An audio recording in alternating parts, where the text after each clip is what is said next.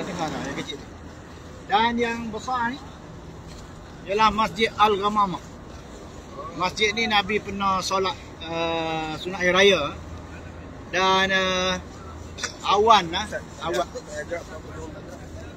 Ya. Awan melitupi masjid ni. Di Masjid Al-Ghamamah. Jadi ada 3 masjid dekat sini. Kemudian kita akan pergi ke sana. Dia ada jalan untuk pergi ke Masjid Quba. Okey. Daripada sini dia boleh pergi ke Masjid Quba.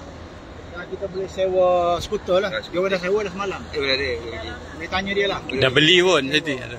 Dah beli satu. Dia dah ronda-ronda dah semalam. Okey. Kalau nak pergi malam boleh, sana boleh mengopi sana, ada kopi dan sebagainya. Quba ni Rasulullah mengatakan bahawa sesiapa yang berwuduk di rumah, kemudian dia bergerak ke Masjid Quba dan dia solat sunat 2 rakaat, maka dia akan mendapat 1 pahala umrah. Itu besar ganjarannya. Okay. Jadi kita di sini kalau ada masa free, ada duit lebih sikit, malam-malam boleh sewa skuter, ambil air sembahyang di hotel, kemudian sewa skuter pergi ke Masjid Quba, solat sunat 2 rakaat, dapat 1 pahala umrah. Rasulullah selalu pergi 2 kali seminggu saya dia pergi ke Masjid Quba. Sebab Masjid Quba ni nanti kita akan bincang semasa ziarah luar. Besok ziarah luar.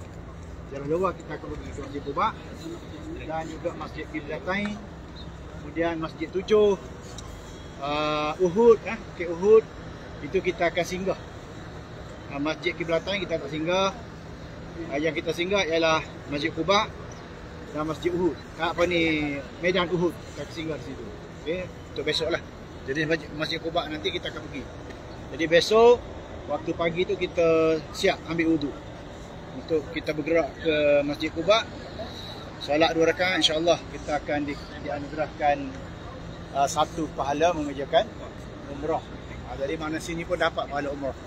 Insya-Allah. Okay, mari kita gerak tengok.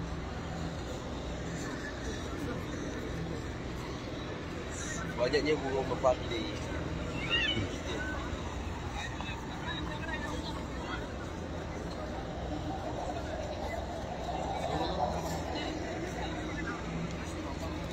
Stop.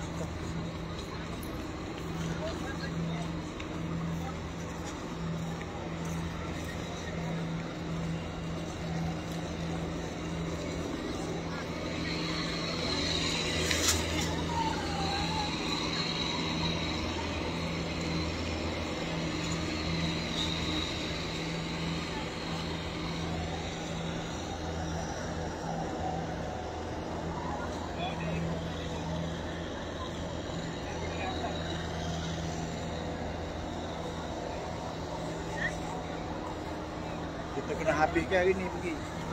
Apa ala lewat sikit.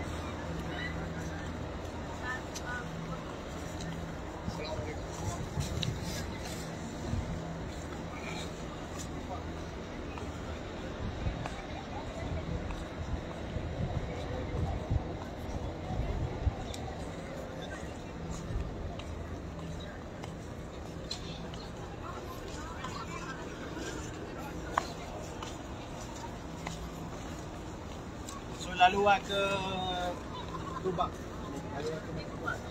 Kanan. Street. Jauh kaki. Macam orang agam tu. Ayo kan jom di. Ada yang jalan kaki.